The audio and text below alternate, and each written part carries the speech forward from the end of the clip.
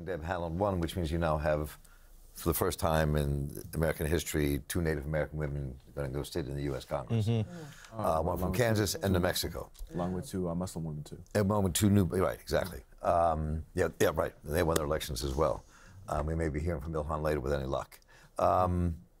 So let me come back to where we kind of left off with, and what Danny just said.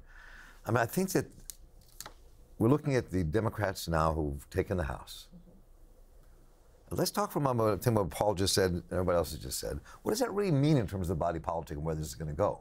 I mean, if the Democrats are only going to use their seizing the House to question Trump and sort of investigations around Trump, but not to posit any new ideas, that if you have this huge split in America that is built around race and social ideas, and we cannot put that as a kind of a minor issue. It's one of the major issues that we face in this country that always kills every movement that exists. Where do you think this takes us? Where does it take the House? What do they do? I mean, I think it's an open question. I mean, I think, and again, I said this earlier, I think something that people may be surprised about, I suspect that you will see Nancy Pelosi and the House leadership immediately try to work with Trump, because the reality is I think the Democrats have already shown they're not going to be completely obstructionist. So what will that do? Let's say well, I think it will help Trump win the election in 2020. I mean, I think that the reality is Trump sort of ran as someone who, I mean, he honestly sort of ran as like a center-right independent, right? But in a 2-party system, you can't really govern without a party. He was all in on Republicans. He really used the judges to press his partisan advantage with Republicans. But some of his biggest issues aren't Republican issues. But he started to roll them back out. One in this midterm, and I think also looking forward to 2020, prescription drug prices, infrastructure, his biggest campaign promise that he hasn't done anything on yet, trade, where he's already doing some other things. I mean, these are things that are traditionally sort of core things in the Democratic caucus, and I believe very strongly that the leadership there is going to seek to grab it. Now, what that does more broadly, I don't really know. I mean, there will be a subset of Democrats who will be vehemently against that, because they will say that we have to do everything to obstruct Trump, but who will those people be? I think they will tend to be more affluent suburban districts. I think the people who could use the jobs, who would like to have lower, pay on their Medicare Advantage and different things like that, will like to see these things from Democrats. So in a weird way, I actually think that, and I said this before the election, this could actually be the best possible outcome for Trump, which will allow him to burnish his reputation as an independent who can work on both sides, who's fighting for the working man on all these different issues, and he still has the Senate so he can still push the judge issue. And what he's going to do, Paul, let me just throw this to attitude, you can come into this, and then everybody, I want to jump into this. What Trump has said is that he wants infrastructure that is built and controlled by private companies, not federal money. So that, and we'll see if the Democrats can bridge that divide, but he's very clear about that. So, I mean, you were going to say what to that? Paul J. Complicated. Yes, it is. There are some deep splits and fractures in the elites. There is a section of the state. There's a reason why Mueller's been going after Trump. There's a whole section of the elite state apparatus that wants this guy out. There's a section of the traditional neocons that wants this guy out. They can't, as much as they've had to embrace him in the Republican Party, the rest of the elites are really, they love the tax breaks, but they don't trust this guy to lead them into crises. I want to just step back a bit to something Jackie said earlier. The problem for us is there is a real fascization going on here because we are heading into a very dangerous period of human history. And the elites know it, even though they don't want to talk about it. They know climate change is coming. The deniers are BS. They don't really even deny it themselves. It's a political gambit for them. It's a partisan issue to play, but they know crisis is coming. One of the things that barely gets talked about, except at the elite level, is the coming of artificial intelligence and roboticization is going to get rid of millions of jobs in the next 10, 15 years. Millions. At the recent Bilderberg conference, and no, I don't think Bilderberg runs the world, but they are a section of real elite conversation. And for your viewers, who's Bilderberg? The people that run the world who come and talk to each other. I just don't think they run the world from the Bilderberg conference. But on the last, it's secret meetings, but the agenda is public. I think point 4 was the future of work, and point 5 or 6 was artificial intelligence. They know this massive unemployment is coming. not being talked about. Big crisis coming. They know that with this financial deregulation and this crazy speculation and the amount of money that's flowed up to this top less than 1 percentile, that all the things that led to the crash of 07, 08, it's coming again. I don't know if it's 1 year, 2 years, 3 years. There's a lot of things converging for a very profound crisis. In that profound crisis, who's going to manage the system for them? And I don't, you know, in general, I don't think the elites want an all-out fascist solution, but it's certainly there because these aren't such controllable situations. You know, they've used the destruction of public school system where nobody knows a damn thing about history. They've used the media in a way to sow, you know, Gore Vidal had this line called USA, United States of Amnesia. The people have such an ahistorical view to what's going on. These are all the conditions for fascism. And of course, the role of Clinton and Obama and the corporate Democrats, because inequality got so much worse under them. But we're in this position of having to balance. I personally think the corporate Dems and the Democratic Party in power is better than the overt fascism. What I don't agree with is when you say, let's vote for the lesser evil or support the lesser evil, let's never not call them evil. Not that it's good and I don't believe in good and evil, but you know what I mean. Like, we should never create illusions about what the corporate Democrats are. We need to tell working people the whole truth and talk and fight for as progressive a values as possible. But I don't think we can get into the position of saying, you know, it doesn't make any difference whether the Dems take Congress or not. There has to be a fight now to force the Dems in Congress to do something, whatever progressive people, relatively progressive and progressive members of the House are.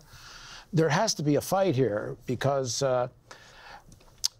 on this point of collaboration with the Republicans, that is because they still think they can win elections by winning over the center and the center right, instead of mobilizing the millions of people who don't vote and registering and a real overt progressive agenda. So there'll be a fight on that, but I don't think they're going to just go along with Trump because they know that we'll reelect him. And in the final analysis, the Dems really only care about their own power. And they don't want to, they want the White House back. So I have a question, but let me just turn to both Lester and Jacqueline here to kind of comment on what you just said and where we are before we hit another subject. Lester, let me start with you and go over to Jacqueline. Mike. Do you have thoughts on where we just left?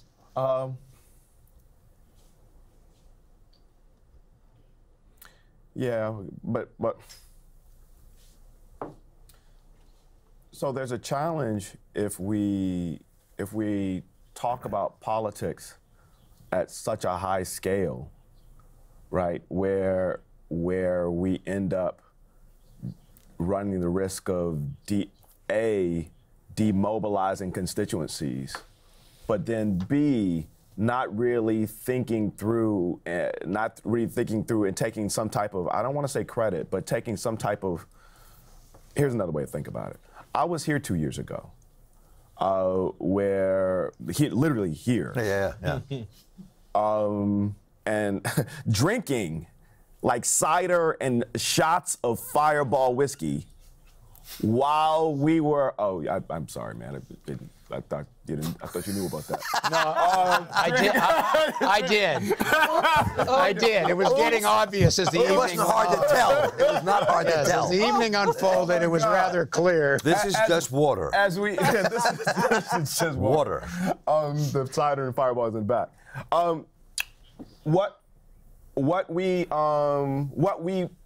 I remember how we felt when we left. Right? Even as nobody in that room was a Democrat. Nobody in that room was. But I remember how we felt as we left, as if the world were ending. If somebody would have told us in that moment, as we were looking at the headlines, and then as we left, like, listen, in 2 years, the Democratic Party is actually going to take the House back, and we're going to have 2 Democratic socialists elected to the House. One actually representing my parents in Detroit. nobody would, I don't think, and that we would have given felons the right to vote again in Florida. Right. Right? Sure. At the same time, and in fact, that only happens if a sizable number of white Republicans vote for that. Who would have believed that? True. So yes, we got 22 years left before climate change actually hits, and it's probably going to happen sooner than that, right? And yes, financial capital and other sectors of capital have a stranglehold, it seems, on the political system. But it has to be a way to talk about that at the same time as we're acknowledging people power. Right, because that's what really happened. We had someone who aspires to be a fascist, take the state, and he lost.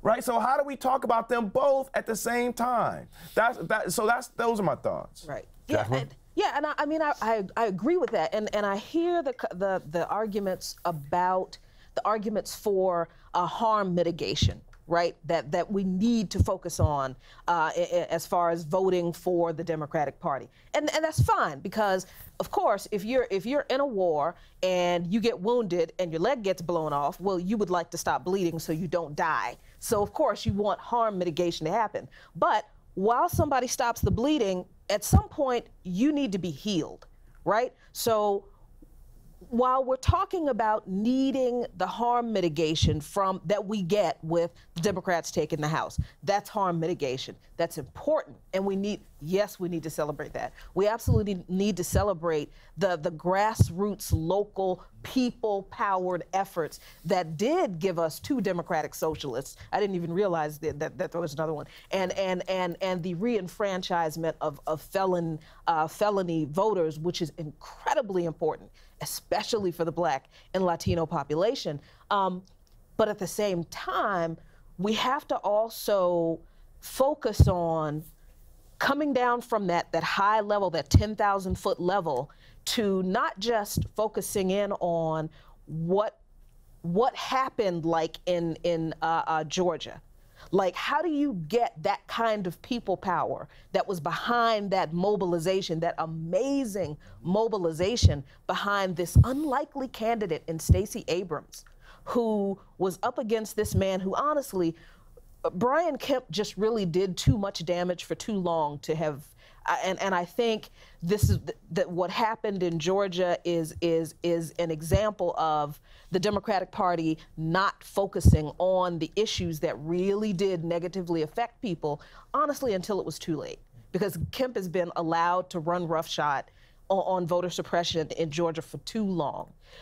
Which could have played a role in this election. It absolutely played a role in this election. So yeah, I mean, so while we can celebrate that, yeah, we've done some harm mitigation and on the ground we've done some great things, we also have to focus on, so now what are these people who we've elected to mitigate this harm, what are they going to do to put some legs behind the people who are on the ground doing the work on November 7th, on November 8th, on December 15th? What kind of support are these people going to push for these people in these communities on the ground who still need help, who are still on the battleground, they're still bleeding, you know, their limbs are, I'm sorry for the war, but honestly, I look at this as a war, and especially as a 51-year-old Black woman who is kind of afraid for the kind of society our grandkids are going to have to grow up in, that they're going to have to grow up and fight the same battles that my mother fought, that my grandmother fought. Partially because we live in a very racist society and we won't admit that and we won't deal with it. But also partially because we have one political party that is just really, really weak and spineless on the issues, and they just won't back us up. So I want to introduce a new guest here on the way to that, because I think that I really want to get to this point that you just finished raising about what we are facing in America now, where do we go with all of this, and what this election tells us or doesn't tell us.